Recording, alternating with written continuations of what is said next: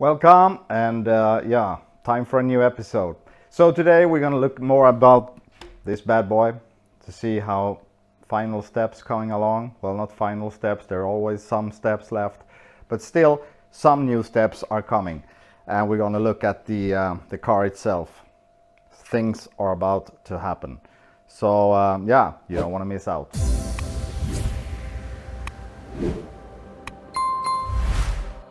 So it's time to put some new bushings in the gear linkage or the gear lever, and this one is where the joint is actually moving, and it's a nylon plastic part. You see the part number down here, and the linkage arm itself is attached to the gearbox with a rubber bushing with a steel insert, so it's quite tricky to get it inside. What I do is that I take some kind of lubrication. You can take like window cleaner or something that will like disappear over time, so it's not sticky and wet all the time, and I force it in so it has a beginning of entering the hole. Then I use this clamp to like gently make sure it's sliding in without like cutting itself up or anything. And when I cannot get any further in, I release and I push it towards the floor, and you can see the rubber expanding out on the back side here. There it goes. So now it's up equally much out on each side. After that, you just insert this bushing into the hole in this arm, and with a click, there it goes, it's in place.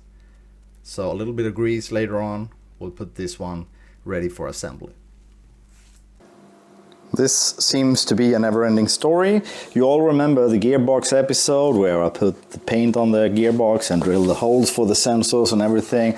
And once it was ready to go on the engine, I realized I had the wrong attachment for the shift linkage on the later model. Since this car is a 1987, it's using this more slim version of the gear linkage. So thanks to William again, he saved me yet another time. We had to manufacture the, a bracket which compensates for the lack of the wings here that actually attach the linkage. So right now we have a TIG welded aluminum attachment here, so we can use the modern shift linkage on the older gearbox end cap, this one. So instead of opening up the gearbox, which we know will work fine, and have a risk of messing it up, this was the solution to do. So this one will soon go on to the engine, and we will have a working transmission on a working engine. That's the plan. On the old gearbox, you can see this is how the attachment normally looks. So it's a like a flange or something coming back. So yeah, that's what we try to compensate with this bracket we manufacture instead. So this will do the job. This gearbox, we open it up and it's really nothing to put any effort into. So let's go for the solution instead. Yeah. And the engine is pretty much done on the intake side. You can see the valves, everything is clean and nice. So it's time to put the intake manifold in place.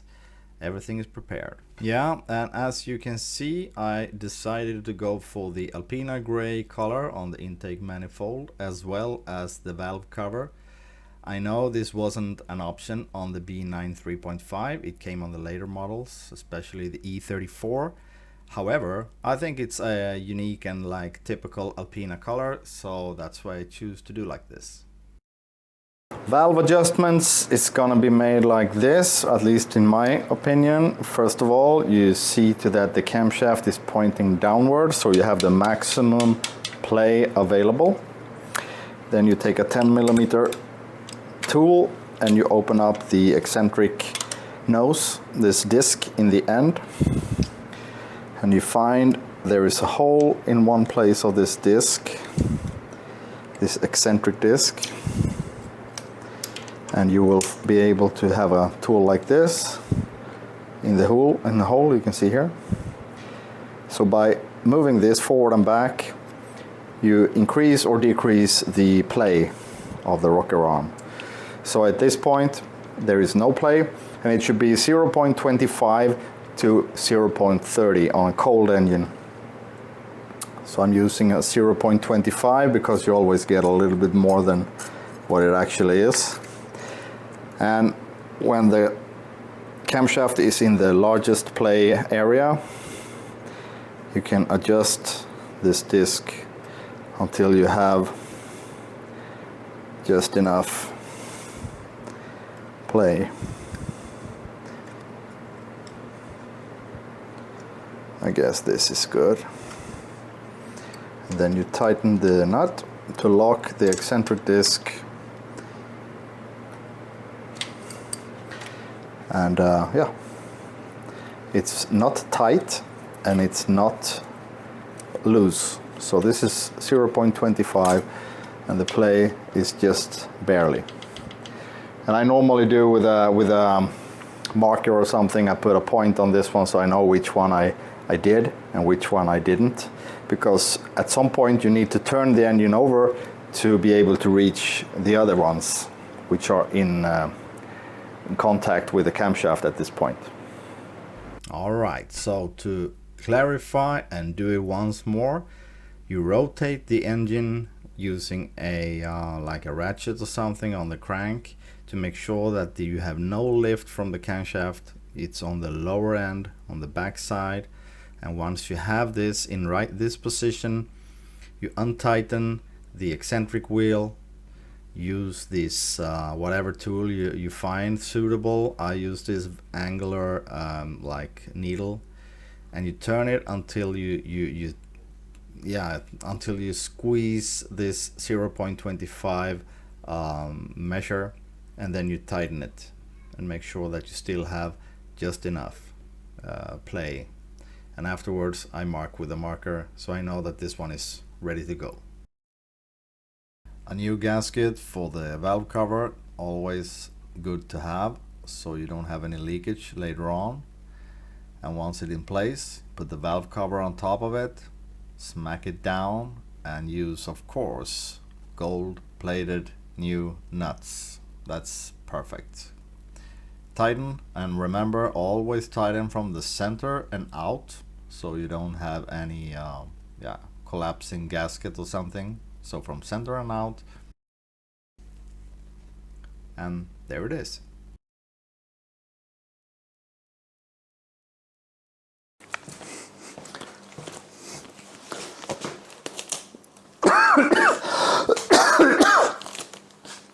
The postman stopped by with a package, and what do you think this might be?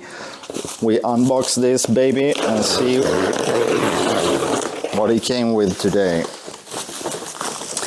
I've had a discussion with the Classique Autowerks in France, and they have a lot of stuff for the E28. I can recommend you go there. I'll post the link in the description for their webpage where you can find all kinds of things. So we're gonna see here so I don't damage anything. It's already open. Let's see.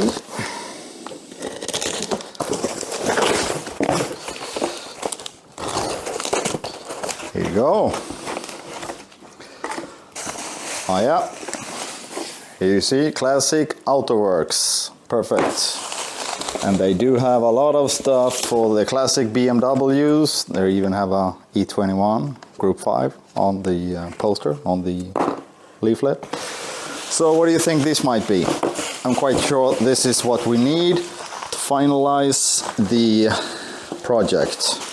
Well, not finalize maybe, but at least get it to look exactly like it's supposed to.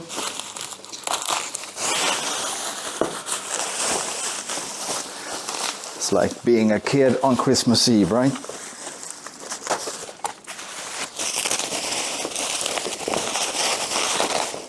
Yeah. It's the E28 Alpina rear wing. Yeah, the classic look on the sides, like falling down on the side of the trunk lid, each side.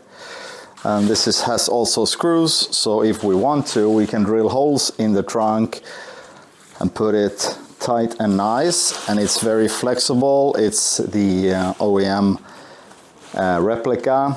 It's not the Plastiflex. They do have one which is in Plastiflex, and that one is A little bit cheaper, but I mean, and still good enough. But I mean, since they did have this one and we came to an agreement, this one is what I go for. So this is perfect. It will suit the trunk really, really nice. Unfortunately, I cannot put it in place right now since there is screws here. I will scratch up the paint no matter if I want to use them or not. And yeah, so it really looks amazing. I can highly recommend Classique Autowerks. So please go there to see if they have something you like. So we're going to put the lock in place, and to do so we're going to need to have the some of the parts.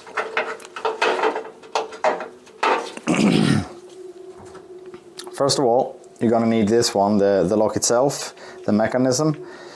And when the power locking system is operating this one, it tilts this one from up and down like this. So this wing on one side goes facing downwards or facing sideways, and that's what's making it possible for the lock to open, pushing on this one. So when the lock is open, it's horizontal and it's pointing on this one when you push it. If you turn it like that, it will miss this one and it doesn't open. So that's pretty simple solution. This one comes in from the outside and this one meets up on the inside. So it's a little bit of a puzzle to get it meeting up with one another. But it's quite easy once you have it like that. And then this one comes from inside. And the screw hole here, there's one side with the screw hole is facing in. This one is facing out, like that. So the lock is opening up in the rear direction.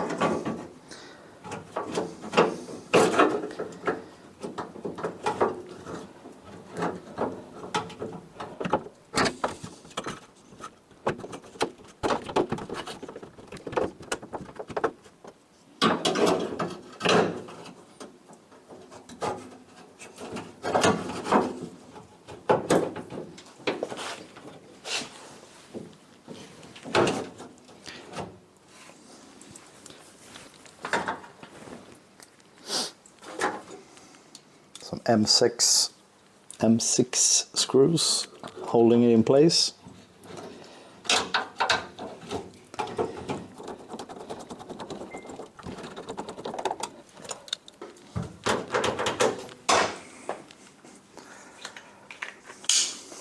Now you can see when I'm pushing the button, I move the locking hook, so everything is in place. Yeah, and the M6 screws are inside those holes. So what we're going to do now is to try to make this one fit so it closes and opens as it should. Need some adjustments.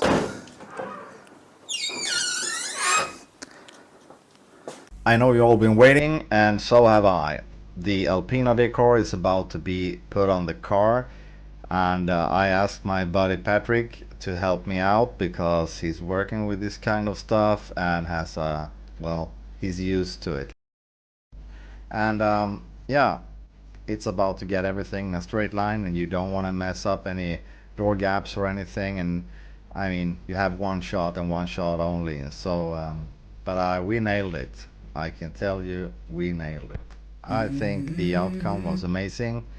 I'll let you just watch the video and decide for yourself. Let's go.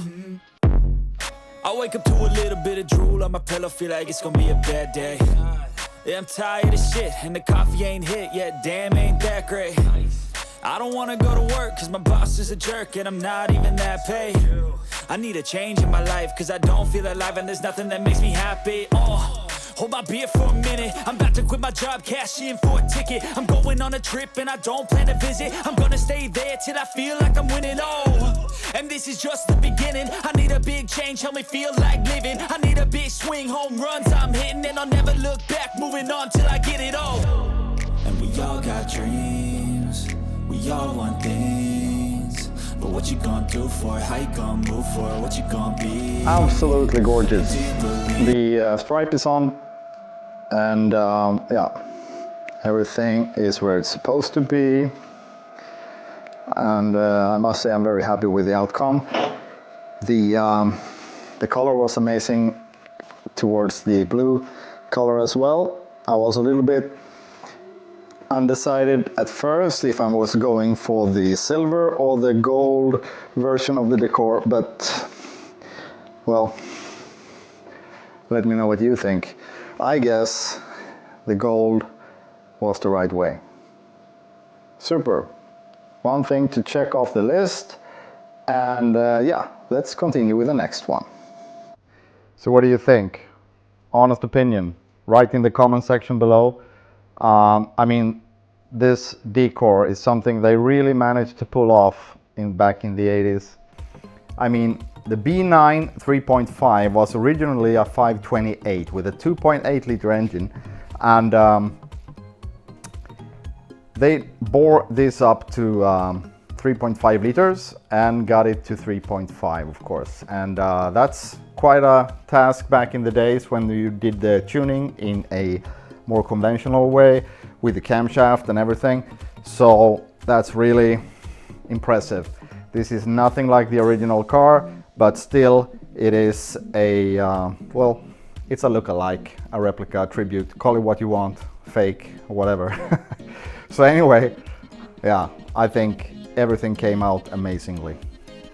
Yeah, so that's it for today, and next episode will be about, yeah, hopefully windows.